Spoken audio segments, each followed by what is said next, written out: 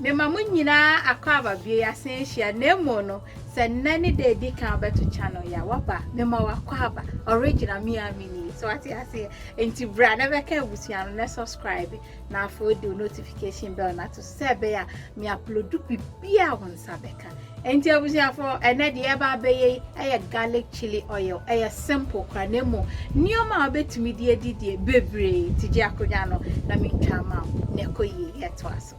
abusia for nti de me wa ha sei me garlic so ho garlic no miensa and me yi ni nyina ho na we nso chili flakes na chili flakes no 2 cups eno na wa ha sei nti betumi afa dodo bi ape me ye kakra bi na achiro ti me ba be chop we nyina mbe su chopper edoso kakra na kwadworo na ba nti betumi a chop with chopping board so e be ko yi sa ye to aso na me say we chili oil we ya asia na mekoni gumu no so no jai edzankasa ebe ko ye to aso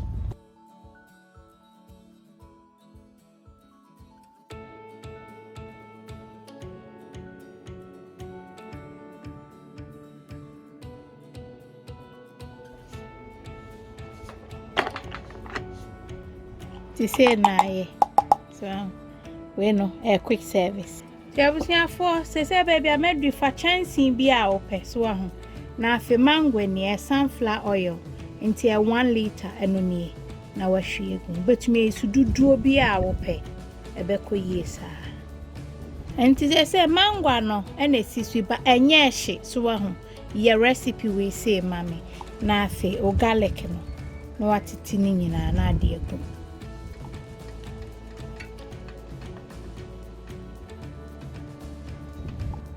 I was here for to say na ye wan hu say anwa na nya hye so on na fe watobo ama achimu kakra kama nti kono on a medium heat uye ne high heat pe bon sa o garlic nyina mu behye na fe echira yenyon so on ti menya ne sa tina ji akonwa no na nskepe emuani pre efisa ni oma baba bekan yeah to aso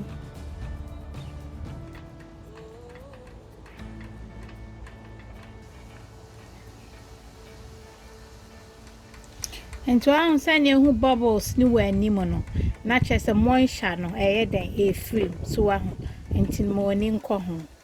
so enti na me di kan se emfengu mu agya na no odene esa pe na ahyepre kope nso na monche tini ye ni say ya ense say dia me wa ha say me jene na me de akere mo no so ahu eno ne 2 tablespoons ema o meko no ne wo pese odi ni te say bi a shito form no emu ye de nti eno ni na ade aka nse nsuo bi ani eno nti na prep sa neoma we mu a ema neoma ntemo ma no so ahu ti ahu say ni aye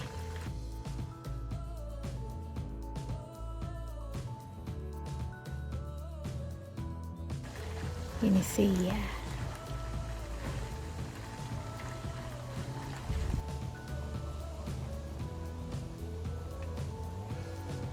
abunya fon to an say ni aye wan say garlic na na de de ni nyina no ekofom sisi so wa ho nti a kire say emu no achia ma fine so wan say ni aye de but enche wan say ni aye but enche nti de me de ba be ka ho ama ayedze ye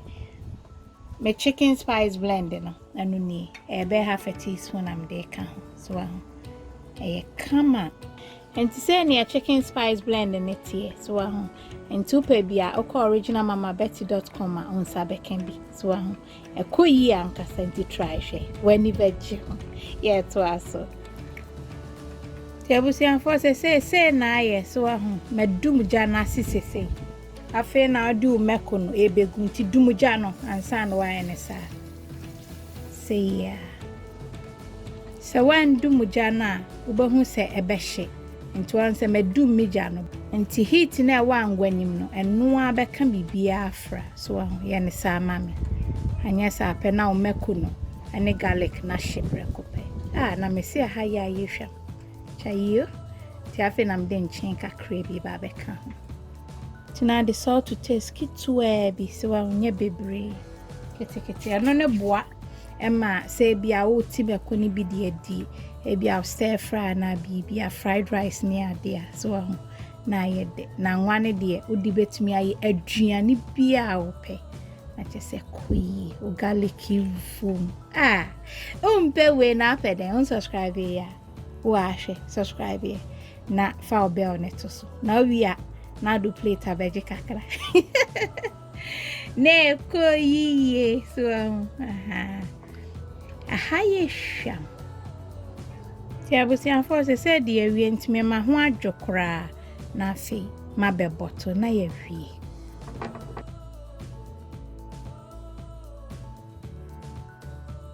ti abusian for se de adwokra so ti afi na me be bottle ne a na de no jayo ekoyi papa nsesi afa bottle bi apesa odigu mu a ho betumi afa ketewa na akese bi e be koyi sa na afi wasisa agum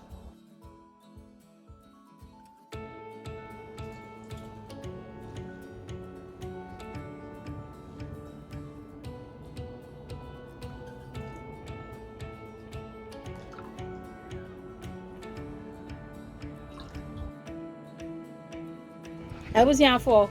wa she o garlic chili oil kakra mi ama hwe se ne no esoko na hwe we nso an se meje bia eno na nwane bebre ni recipe bi wo ho no ma mi hia nwane bebre sa ntina no ni so ho ena we nso ni anwane wo soro ena meko ni nso bi wase ena we nso se be easy for pouring tino so ho na de egu BBC ebesi ho for month so ho ntino ji akonya no ni eni nkomo